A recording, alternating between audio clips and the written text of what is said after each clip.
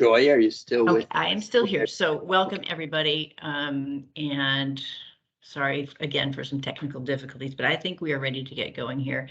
And happy to welcome Gary back again for part 2 of this 3-session budget series. So take it away, Gary. Thank you. Thank you, Joy and Tonya. So it's ironic. It's just like Wednesday is Tonya and Joy's day to be back in the state facility, the office, and it seems like that seems to be a bit of a curse. Maybe it's because Halloween is just around the corner, but there's a definite IT curse with regard to this Wednesday thing. But I hope everybody can see my screen. I started to share. You could nod, perhaps, Joanne, or yeah. Oh, there you go. Thank you very much. You'll be my canary in the mine. So my name is Gary DeZiel, and I'm sorry, but I can't really recall who was at last session. But this session, which is number 2 in the series, is batten down the hatches. We'll talk about expenses here more than revenues, although we'll touch a little bit on revenues. So my name is Gary DeZiel. I'm an extension assistant professor with UVM Extension. I also work for Lake Champlain Sea Grant in environmental hazard resilience, if you can believe it. I am a former trustee of the Georgia Public Library. I served for 7 years, two stints sort of divided by a couple years, and I was the treasurer during that time. And I am also a former financial manager. I was associate dean of finance and operations, excuse me, for UVM Extension for 12 years. I've been working with the Department of Libraries for about 3.5 or 4 years now. It's been wonderful to work with the Department of Libraries. You have wonderful people there at the department supporting your work in the field. And I'm happy to contribute a little bit to the effort. And so, speaking of a little bit, I'll continue with my presentation. I've got this little small craft advisory warning, so that's my theme today. Last time we talked about inflation and we talked about recession. We talked about some wage and salary, data about wages and salaries from the U.S. Department of Labor, and strategies maybe to increase, kind of float all boats at your library, while also thinking about you personally, some strategies for you. Today we're going to talk about, faced with lousy choices. I've been a budget manager for quite a while, and the thing about managing a budget is you never have enough money. And so you always have to make choices about what you're going to spend your money on. Sometimes you have some pretty lousy choices. Sometimes you get your budget cut. And in this case, you'd be talking about perhaps your municipality trimming sales, or something's gone wrong with your endowment. The Friends group isn't functioning as highly as they hoped, or not functioning, but not reaching goals. Things like that happen. We're going to talk a wee bit about revenue today, but focus on revenue more next Wednesday, where we have a panel assembled of librarians and library directors who have done some really creative stuff with regard to revenue generation. So today we'll talk a little bit about things. It's funny, Joy said, we have Gary, she was talking before the meeting, saying that, lucky I'm here to talk to you about things you don't know, but I'm really just reviewing things that you probably do know, but I'm just putting together in a small package, maybe that will be more helpful to you. And I'll share the PDF of my slides with Joy after the workshop, so that she can distribute them, just so that you have them on hand if you care to have them on hand. So clarifying financial responsibilities, talk about the budget cycle a little bit, short review on the top 10 best practices. Those are Gary's top 10. So, take that with a grain of salt. Discretionary, non-discretionary costs. And then, I missed something here. Is this like top tips on belt tightening? It's like, I got 3 slides on that and I forgot to put it in my agenda. And then we might not have a breakout session, or depending if the if the technology works. I've got a simple sample budget that Joy sent you, along with these 3 kind of just general questions to get your ideas flowing, and then we'll have discussion. So moving right along, you know, a lot of success in managing a budget is all about process. You know, like who is on the budget team? Do you have the right people on the budget team? And then clarifying whose role is what. What's your role as a library director on the budget team? Is the treasurer on, you know, the treasurer obviously should be on the budget team. How did I say obviously? Who else is on that team? And who has the final say? Is it in an incorporated library? Is it the, you know, the board of directors? Or in a municipal library? Is it the board of trustees? Yes, right, according to law. But of course, the select board has quite a bit of power in the whole discussion. And of course, we have to communicate well with the select board about that. How is the library funded? And how do you know that? You know that. You know what how your library is funded. How are expenses determined? You know, what are you going to spend money on? What are the priorities? This is where strategic planning comes in. Your mission, what you accomplish on the ground for your community, and your vision, what you hope to do. Your vision can drive budget decisions, and not starting too late. And I know that this presentation is too late. A lot of you are already in the process, and I've heard from some libraries saying that, you know, you've already had to submit your first draft to the select board or the board of trustees. So when I say don't start too late, you know, I'm usually referring to starting this process, you know, 6 months before the end of your fiscal year or when your budget is due. I also know that I know there's a lot of wisdom in the room here, and I know there's different fiscal years too. Some of you have a calendar year, some of you have a July through June year, and maybe there's another variety out there. But I do know that you are, you know, most of you, 99%, I think, of public libraries in Vermont have some funding from the municipality, and that's all about now and town meeting day. 5 steps in the budget process. Just this again, this is a review, identifying needs, identify revenues and expenses, and then prioritizing these things and thinking about revenue. And the typical way that we do this is pretty much an incremental kind of budget model, where we take last year's budget and we talk to the select board. What are you thinking about raises? What are you thinking, or the board of trustees? What are you thinking about the cost of living increases? What's happened with the consumer price index? So generally we have our budget and we have goals like, okay, we can increase 3% or we can increase 2%. But within that big, broad brush is also thinking about going back to your strategic plan, thinking about what expenses are important, looking at what you spent on last year. Like, it's been a topsy-turvy last couple years. You know, our supply budgets have been blown out of the water. Meanwhile, looked at, whoop, I'm getting a little feedback. I think that I can turn off that. I think I did it. I think I turned off somebody's microphone that was giving feedback. So within that broad brush, there are ways to look at the budget. And I was talking about how the budgets have been just crazy. Supply budget, for instance, that supply line has been way over budget. And then you look at periodicals with no one coming in the library, right? Like a year ago, although there was a small blip in July of 21 where we thought the pandemic might be done with us. So looking at what happened, trying to look forward, are really important aspects of what's going on, and prioritizing expenses. We're going to talk about prioritizing expenses a little bit when we think of ideas for belt tightening. because there's some expenses that are discretionary and some expenses that you cannot avoid.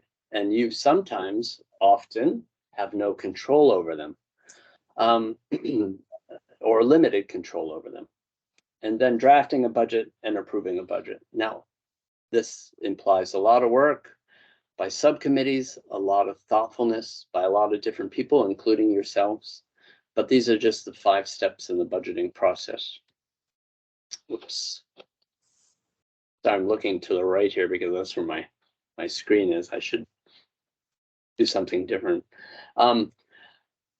This is a revisit to the tips for budget management. So when you look at any kind of article or popular press thing about like how do you get through lean times, like usually like the first thing or second thing that's listed is like know what you're spending, be up to date on your books, have thorough information about what you're doing.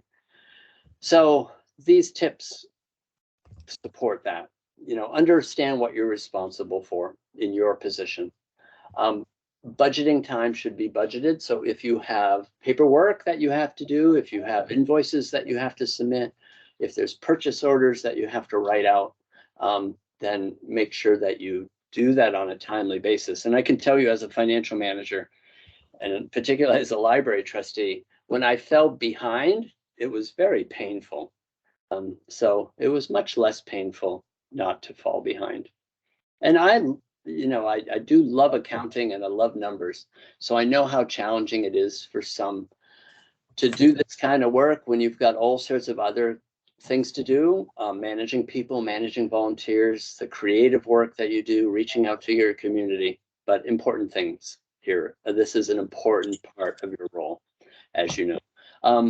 Regular reports that you can read, that's really important. Usually you get a summary report of your budget, what's happening with the account lines. And then detail reports are a deeper dig into the line. So say you have children's books and you see that you've spent X, a detail report will give you like, oh, where did I spend that money? Oh, that's Ingram. Oh, I remember that in September, and Amazon here, and local bookshop here. So those are important to read and make sure that you understand them. I'm going to skip forward here about keeping up on invoices. We talked about that. So when you look at your reports too on a regular basis, you will know if something is odd or if something is wrong. So if you have a question, always ask your treasurer or bookkeeper what's going on. Gesundheit, by the way, Joanne. And and if you want something changed, always ask. Always put expenses in the correct category. So that's really important. You don't want to. You want to put supplies in supplies. You want to put books in books. You want to put utilities in utilities. Even if you're going over budget, you need a good record of what you've spent to make decisions into the future. Plan for the unplanned. We've all learned that in the last 3 years. That was always kind of a rule in budget management because you never knew what might come up. For instance, personnel in Vermont Public Libraries, according to the data that the Department of Libraries collects from you each year, personnel represents about 65, about 2/3 of your typical expense in any public library. And things in payroll happen too, like employees change, you have these gaps. You might need to double up if there's an illness. You might have to find somebody to fill in while you're paying somebody on sick leave. So there's always this flexibility in a budget, and I can't stress enough that a budget it's a living document. It's an estimate. No one hits the budget lines right on target. There's things you can estimate right on target, right? What your cell phone bill, for instance, might be. on a monthly basis if you have a contract and you know what the price is and you're not going to exceed data or whatever. But there's a lot of categories it's just going to be hit and miss, and you just look at the bottom line. Don't look at the trees as much as the forest.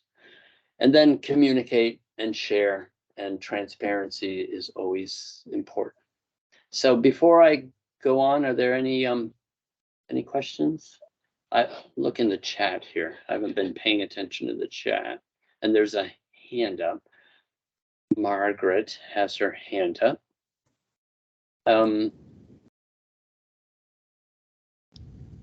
Can I go ahead? Yes, go ahead, Margaret.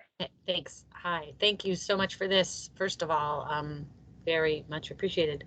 You mentioned revenue, and are you going to talk a little bit more about that? Because we've been told by our town treasurer that we are not set up to have any revenue. We can offset like book replacement, but we can't have anything that generates revenue. Okay, so why don't we talk about that, or I'll briefly touch on that, Margaret, when we get to budget tightening ideas, because there's some, I said that I'd talk a wee bit about revenue, so there's some revenue items in there. So I'll try to remember, and raise your hand again, and I'll see it's Margaret, and that'll remind me. Oh yes, right. So the question is, your municipality has said that you cannot raise revenue in other ways.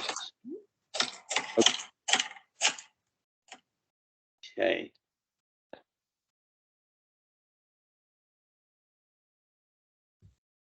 So moving on, before we got into the belt tightening tips, and then we'll look at a very simple budget and then have a few questions to respond to, or think about, to reflect on, and to discuss. I wanted to talk about discretionary versus non-discretionary expenses, because this is really important in your story to the people who decide upon your budget.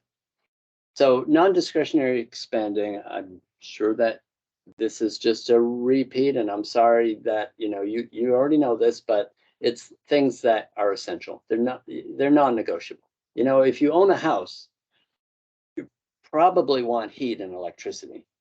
And if you want heat and electricity, you're going to have to pay for that. And you can try to manage by thermostat, by what you turn off and on at night or during the day, but you're gonna pay. And if you have a mortgage, you will definitely pay that. And if you have a house, you will be paying property tax, because death and taxes, that sort of thing. And if you're renting, you're still paying the other person's mortgage, the other person's property tax, and that other person's net revenue for the building. Examples in the library are pretty significant, and it all depends on your budget. So take this with a grain of salt. Think of your budget. Propane or heating oil, electricity, water and sewer. All these things are non-discretionary items. And well, I'll wait to the first bullet of my belt tightening ideas to get into it a little bit more. And discretionary is, of course, non-essential. So for us personally, it would be going out to the theater. It would be going to the restaurant. It would be driving to see the leaves in the Northeast Kingdom. Unless you live there, you could just look out your window. So that's discretionary spending. And this is an odd thing for libraries. I was thinking about the library I was treasurer in, and it seemed like the non-discretionary expenses just kept ramping up and ramping up, eating into the discretionary expenses, which really, if you're a library, they're not really discretionary. You want to maintain your collection. You want to manage that collection. You want to do programming, because that's part of being a library in the community. And all these things seem to take the brunt, though, when other expenses go up, when the non-discretionary expenses go up. And then salary and wages and associated payroll taxes. I have that in a little box up on the top. I talk a lot and advocate a lot for benefits for employees because I feel that it is a key component in equity and inclusion, and fairness, and just things that people need to get by in Vermont. And at the same time, I'm reflecting on my role as financial manager for UVM Extension. We were 85% salary, wages, and benefits. And so when we got a pay cut, a budget cut, we had to look at personnel. Now, we were fortunate enough to have so many people on board, about 180 positions, that there were ways to manage open positions so that you could save a dime here and there. But when you're running a small business, an incorporated library or a public library, I mean, I look at them as small businesses with what you do and the things that you have to manage. Your commitment to employees is really important. So promises for a certain number of hours per week, promises for benefits, those are important things. So unfortunately, when push comes to shove, you might have to look at personnel costs, but I put those sort of in a special category because they are the library, right? They make the library what it is. And aside from the collection management and all those other things you do, it's really the people that add the value and have the institutional knowledge and make it a wonderful experience for patrons. Okay, I've got 3 slides on budget tightening ideas, and I would love if you add yours in the chat, and then I could add it to this list before I send it out. So I'll be watching the chat also. So this first slide goes to discretionary and non-discretionary costs. I think that it's a good idea, and I learned this as a treasurer from actually a former select board member, was saying, listen, your utility costs, your electricity costs are going through the roof. And it's not like you've done nothing to try to control those. It's just, and the propane, it's market forces. So those costs should be viewed or argued as a non-discretionary expense. Okay, propane and fuel oil is going up 25%. It's 25% higher right now, at least, than this time last year. And going into the buying season, folks on on heating oil are pinched even more than others. There's been I don't know of there must be some public libraries on the natural gas line, and there's some on propane, of course. But you could make an argument, I hope, that these costs, you're doing your due diligence in keeping things as tight as you can, or something, trying to manage them well, but these things are out of your control. So shouldn't be considered part of a 5% increase to your budget or 3% increase to budget. If propane is going up 40%, let's acknowledge that as a cost and argue for it, not to eat into your book purchases, programming purchases, wages, or professional development expenses. Sometimes it will take years of communication to unwind what has happened. And that, I have a note, use the power of multiple year budgeting. So that's something that the town of Georgia went to 5-year budgeting, which I think is kind of extreme. UVM used 3-year budgeting 3 years in advance. And that way you can describe your story better. You can match it to your strategic plan better. You can right wrongs better. You say like, oh, the director is at X. We need the director to be at X plus 25% per hour. But here's the strategy: is that we don't expect to do it 1 year, but we can do it in 2 years. We can do it something like that. So use of multiple year budgeting is very powerful. And I should say that anybody can reach out to me by email or whatever, and I'd just be glad to work with you or answer any questions. And this happened in our town of Georgia. The wages were way too low, and we got them up over time along with other things. And over the span, I think it was 2-year process, we increased the budget 30%. That was back about 5 years ago. Energy is the big cost. If you look at the inflation, what's driving inflation, it's energy, transport, and the energy that costs more for transportation. But here's some ideas about having your system clean, checked out, air leaks around windows and doors, things to make it a little tighter. Georgia Public Library switched to all LED lighting about 5 years ago. That was very helpful.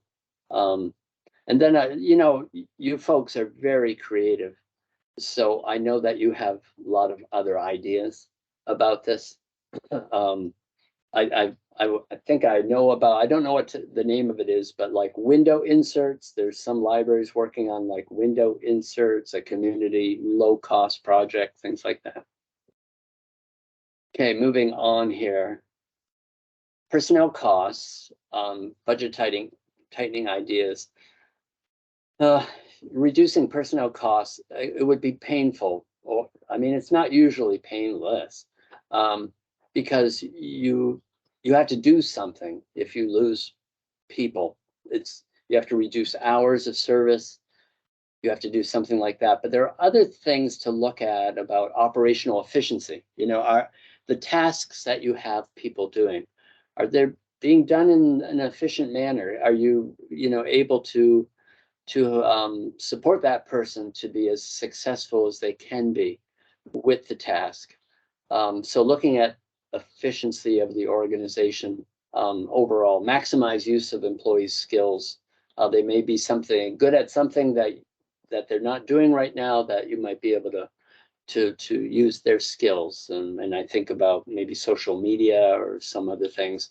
Outsource to freelancers is not a great idea, but I had to write it down here. And it's because wages and Vermont public libraries aren't high, and freelancers generally have to cover their payroll taxes themselves, their self-employment taxes, so it'll be higher. And then interns, you work with volunteers quite closely. AmeriCorps, I'm just trying to think of different ideas here. Look closely at recurring subscriptions. I love my credit card company. Well, my credit card company loves me, I think. But there's this report that I can bring up that tells me the total cost of repeating subscriptions. And it's just like, really? It's that much? But then you add up, Netflix and Spotify and Prime and PBS or whatever you have. So looking at recurring subscriptions is important. If you have the ability to get your own credit card, there are some deals for cash back or for points. Phone and internet costs, I've learned over the years that, like when my Xfinity, I'm on Xfinity for internet, when it goes up, all I have to do is put in the time. You're waiting on the phone for in some queue, but just talking to someone, sometimes it's always worked for me for internet. You can lower internet costs if you explain what you are or what you're doing. Or we walked into AT&T like a few years ago, and it's just like, oh, your wife's a nurse. There's a special thing for nurses. So that's good. So ditch the landline. I don't know if that's possible or not possible.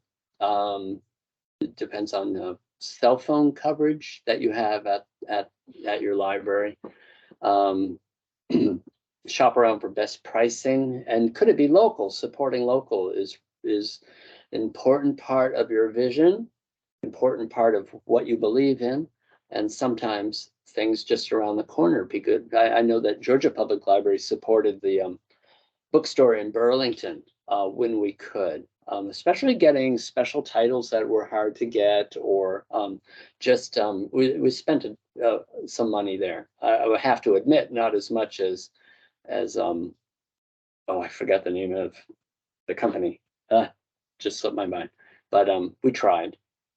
And are there cooperative purchasing opportunities? I think there are. And oh, looks like Joy put in something in the chat about MHEC, and I bet that's a cooperative. It is. Thank you, Joy. And but there could be, you know, with libraries that you're neighbors to, something along that line. I'm just, you know, these might be some crazy ideas, but maybe some of them would stick for you. And again, if you would like to add anything in the chat, I would love to hear it. And so would your counterparts. This came up in my brain as something that might have a lot of potential. And I'm going back to, I'm thinking about Margaret's question too, about raising revenue. You know, the town says you can't raise revenue. Now, I don't quite know what that means. I think if you work with the select board, you create a budget for revenue for the following fiscal year, and it's voted on and approved, then you do, like, you know, you could have a sales and fees revenue budget. I don't see what could possibly block you about that. I'd have to do more research, Margaret. But if you had merchandise, if you had something like that, possibly, this is perhaps why friends groups do that so often and take the burden off of municipal libraries. But at Georgia Public Library, we did have photocopier revenue, and it was, you know, it's not technically revenue because it's really reimbursing an expense. So you say to somebody, it's 5 cents or it's 10 cents a copy. You know, the library's paying per copy. It can be figured out how much it costs per copy. It's in the contract if you're in a lease agreement, and it's in the managing, you know, it's the expenses of the photocopying otherwise. But we had a revenue line set up, which were revenue from just kind of like general revenue from the photocopying. And it wasn't much. It was much better prior to the pandemic. I think it might have been $1,200 or so a year. And then we had the agreement to be able to expense that money too. So I think it's a matter of, Margaret, talking to the Vermont League of Cities and Towns, and of course Joy and Tanya are online for to listening to this, so they might be able to get back to you as well. But it seems like if you have a revenue line that you set up, you discuss with the select board, you set it up, and the revenue budget is voted on at town meeting and passed, then you've got the budget. I see Caroline has said we have a line item for donations. That's interesting. So that line item is in the town, is it, Caroline? I don't know if you're a municipal library. If you're an incorporated library, of course, that would go into a special probably fund, and assuming that it's an unrestricted gift. In the town, if you a municipality, okay, so it goes into a specific account that must be a gift account and specially managed for the library. Thank you, Caroline. So that's interesting. Of course, there's probably about 240 different ways to do it in Vermont. So going back to grants, and I'm sorry, I'm just taking a little more time than I thought I'd take, but our grants part of the solution, UVM extension going back 10 years was almost half grant funded, and now we're 2/3 grant funded. And I myself, even though I might not look at, am almost half federally funded. So my boss likes that from a budgeting perspective because he's paying for half of me. And so and that's the labor costs. So our grants part of the solution. I don't know if I don't have enough of history with libraries, but grants pay for labor, they pay for operating expenses. At UVM Extension, when I was financial manager, the typical grant portfolio was one half personnel and one half stuff. So I don't know, grants could be part of the solution. Especially when you're like your budget from the municipality is like this. This is the way UVM extensions money from the state appropriation to UVM has been since 19 whatever. Go back.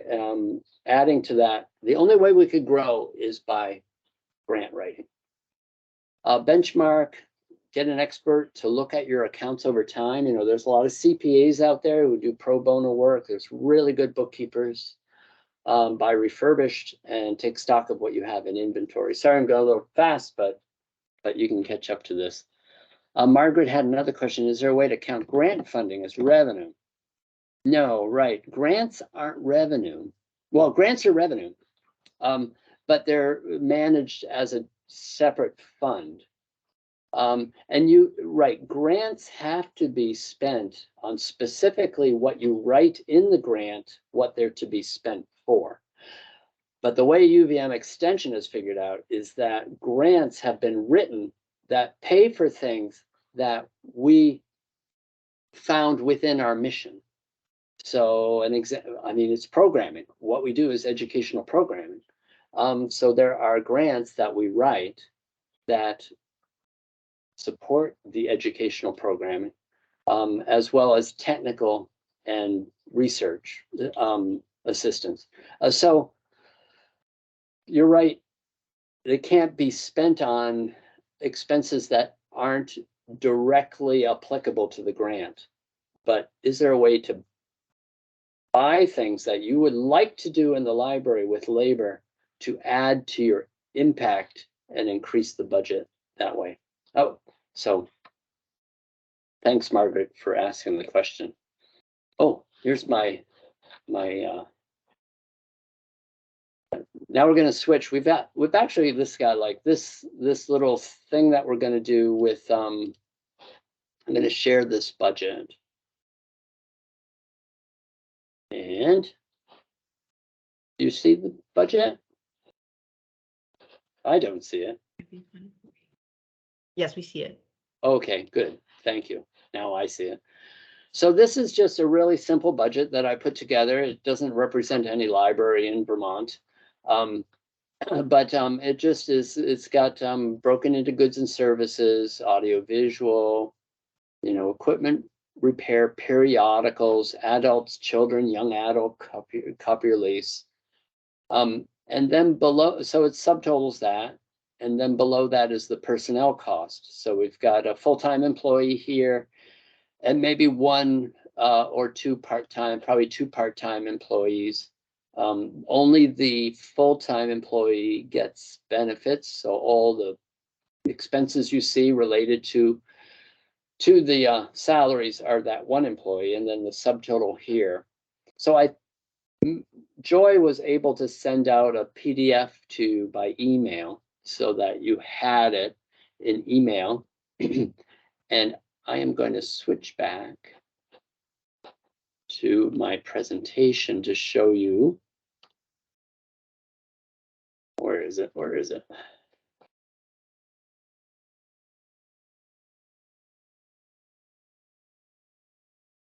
Do you see the presentation again? Oh, good. Thank you. So these are things that we're going to break out into a very short breakout session, maybe 5 or 7 minutes, about the sample budget. Where could we find savings if we want to make modest pay increases, but are level funded? Thinking back to the review of budget tightening tricks, what are some of the things that you have used or ideas that resonate with you? Or what are some things that surprise you about this budget compared to your library's budget? So I see Hadley didn't get the email with the budget, but we can perhaps, I don't know, what do you think is best, Joy? Do you want to break into groups, or do you want to go with a whole group? I think we have about, how many? We have 20 people. We're just debating this. Given that some people don't have the budget, like if they didn't register, if they haven't happen to check their email, they won't be able to see it. And then also there's at least one person who doesn't have access to a microphone, so she'll need to share in the chat. So why don't we just stay here? Okay, Maybe people can use the raise hand feature yeah, and or the write in the chat. yeah. Now I wonder if I can share. I don't know if I have any creative way of sharing both slides. So I could write these, copy these. Oh, Could I do that? I And can put them- probably do that, right? Oh, yeah, and put them in the chat, and then you could pull up the slide with the budget. Yeah, okay, that's what I'll do. Stop sharing. I should have been more prepared with this. I'm gonna type it. Whoa, that didn't work. No. It put it in the chat, but really big letters. I'm gonna make it tinier. Okay, see if this works. Thank you for your patience. No, that didn't work either. One more thing I'm gonna try. This will work. Whoa. Okay, the questions aren't broken up very well. There's 3 questions in there. They're not separated.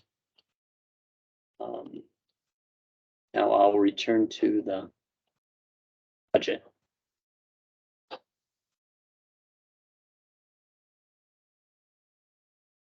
And no, that's not what I wanted to do.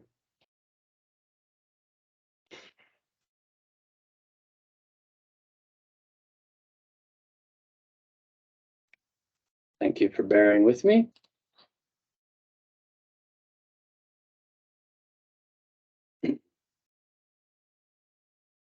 I, of course, mistakenly closed the PDF I had opened, so that.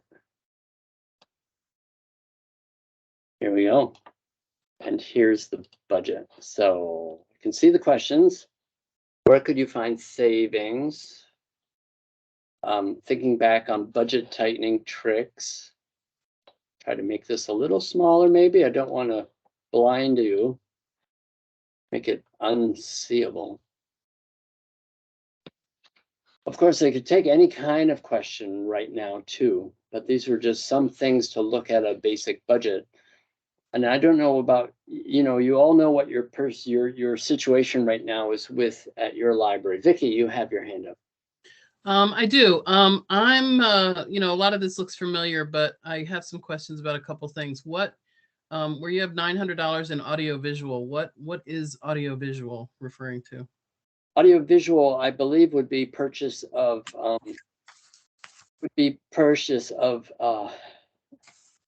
it's old fashioned, isn't it? DVDs and, Okay. yeah, DVDs. I still have a car, with a DVD player. And DVD player. I hope you're not watching DVDs while you drive here. But yeah, a lot of libraries still have books on CD and DVDs that circulate. yeah, Okay, so then what's online and electronic? Because that's what I thought that was. online and electronic I think it would include Overdrive. Okay.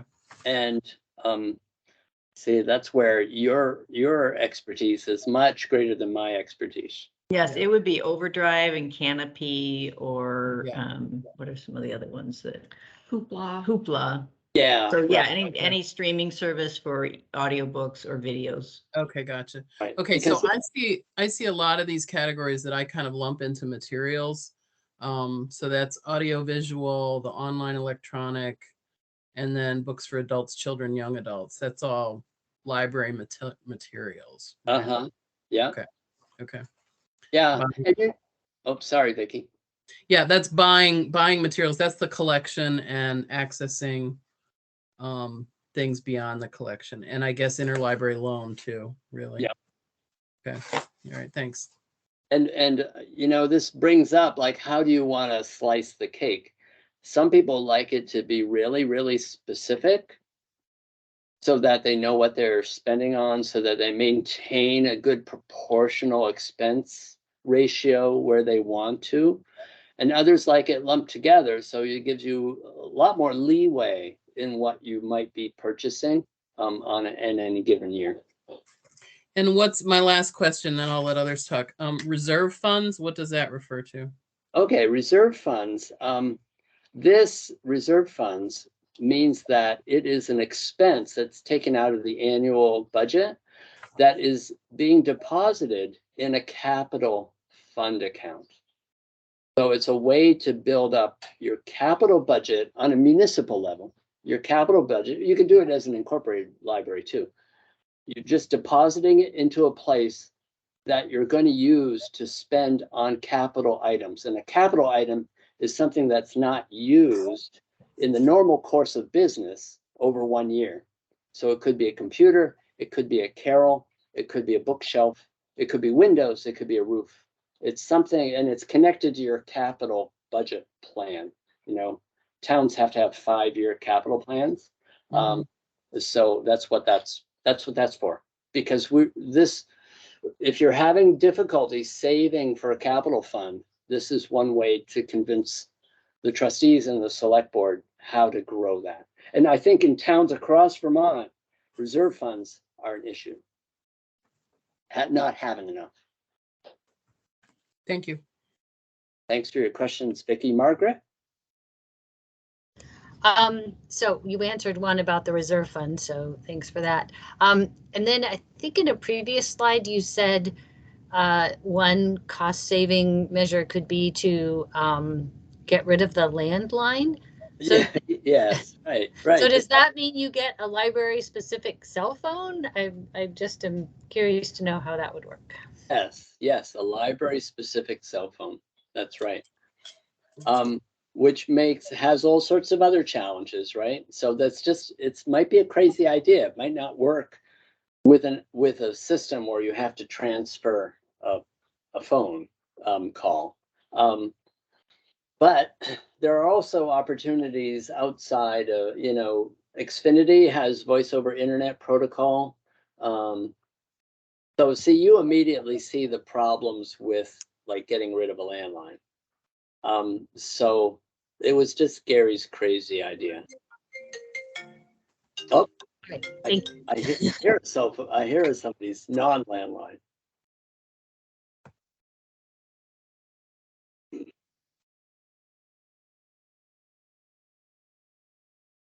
I think I saw a question quickly or a hand raised.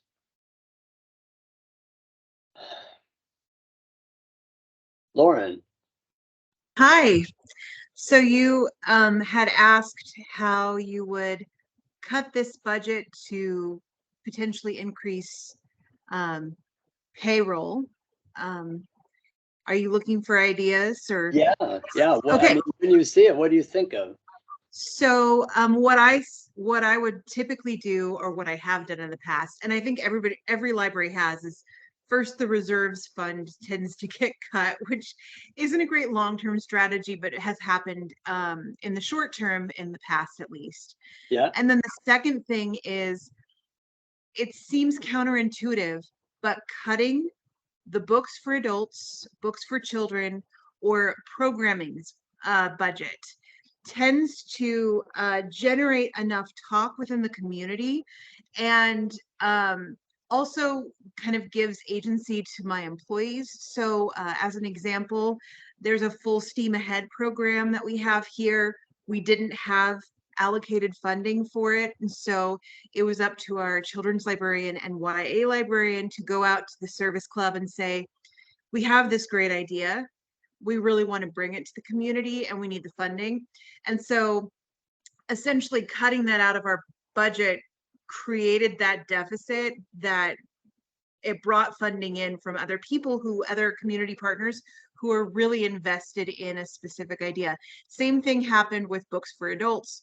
As we had to cut our books budgets a little bit, we were able to advertise to our patrons, hey, this book is phenomenally popular, or this author is, please consider being an adopted author, because we don't have a robust books budget at this time, and you can ensure that everybody gets a chance to read Friedrich Bachman or whoever it happens to be. So those cuts, like, I hate to say it, but they kind of show a little more, and then bring additional funding in. So that would be my suggestion. that's a very intriguing suggestion, Lauren. It's because I mean it makes me nervous, you know, just thinking about doing something like that, and it would depend totally on your relationships in your community and your patrons. I'm afraid in some towns you'd like, I'm going to cut this budget $1,000, and they'll go, okay. Um, so but it's very intriguing, and it shows how that Lauren, your communication is awfully good, and with your patrons, it sounds like you've got good communications in the community, good support. If things are a little different for you in your community, then you know, you'd have to think about that. Yeah, I like the part, especially about you saying, you know, here's the value of these books. So I think the value proposition of what your library brings to the community is very compelling under any conditions. I've never tried that budget strategy, but thank you, Lauren. Vicki, Lauren, you still have your hand up, but maybe you're done. Yeah, okay, Vicki. I had a couple thoughts here. We do not have a cell phone. We have a landline. I don't know if anybody really faxes anymore, but if you want to offer faxing, I think you have to have a landline for that to work. So my question would be, can you get by without one or the other? I don't know why you need both, really. But yeah, that's, you know, I think this is partly because of the pandemic. So I think this cell phone and landline was driven by the pandemic. Okay, so if your director is going to work from home, right, my company forces me to use my personal phone. right, But that's really not proper or kosher. So you're right. What this library should be looking at actually is like, there's a $500 savings right there. right. Like, keep the landline. We don't need a cell phone because Well, and you can, I mean, if you're clever enough, you can forward a landline to somebody's home, but yeah, if they're working from home and making calls and using their internet, that gets a little sticky. I get that. Yeah, it does. It does a lot of, yeah. Sorry, Vicki. Yeah. Gary, can you tell me what's intended by the copier lease and the equipment repair? That kind of, I mean, if the equipment repairs on the copier. No, a copier lease includes repair. Okay. So this would be a standard copier lease with a company like, well, it used to be called SimQuest maybe, or whoever is the local photocopier in your area. The the equipment repair, that's a wild card. That could be anything, and that's a real vulnerability in anybody's budget, depending on what you're responsible for. You know, if you have an MOU with your town, or if the town owns the library, you need to be clear about what you're responsible for and what the town is responsible for. If you're an incorporated library, of course, you know, you have the building, so you have a much better idea of what needs to be repaired, and you kind of have a plan, but there's always things that are surprises. This budget in this item in this budget in 2021 was over by $1,000 because of a plumbing problem. Yeah.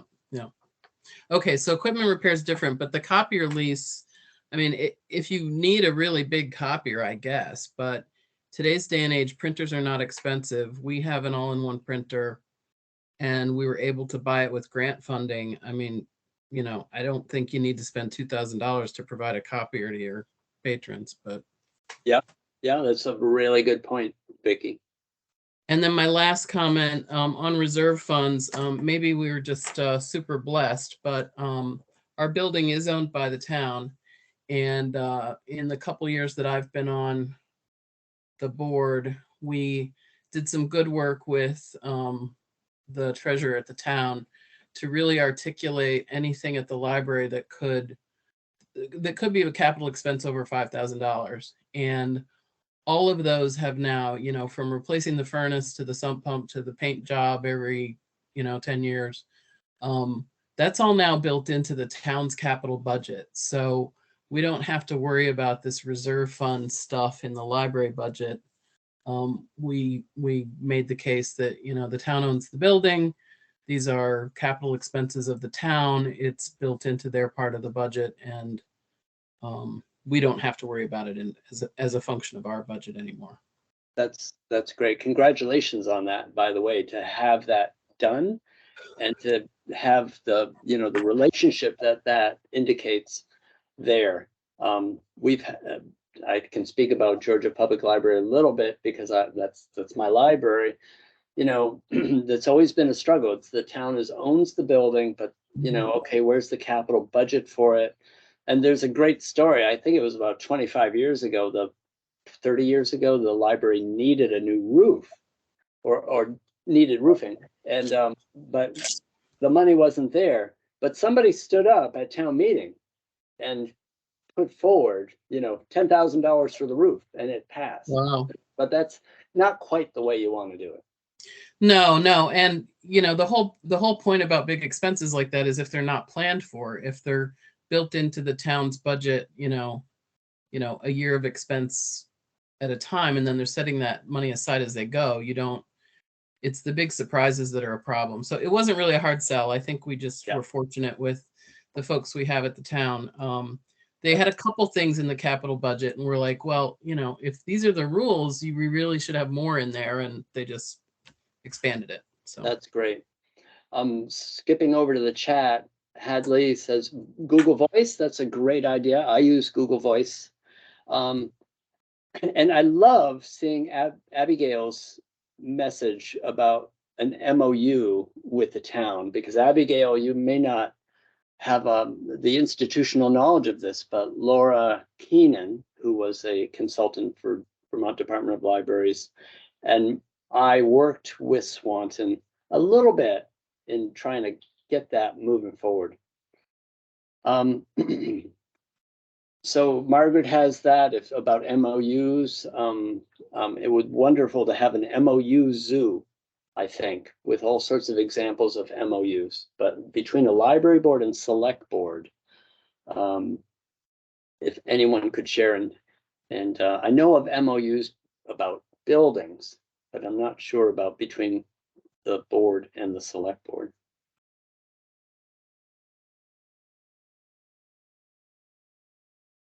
I have a couple of examples, Vicki, of MOUs, and I know that Tanya and Joy, they have quite a few materials, and they know what's going on in MOUs across the state.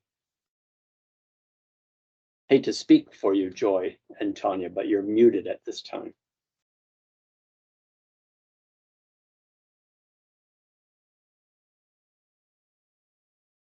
Are there any other questions? We are at 1:59, actually. Thank you so much. I'm going to stop sharing here on the screen. Thank you so much for your time today.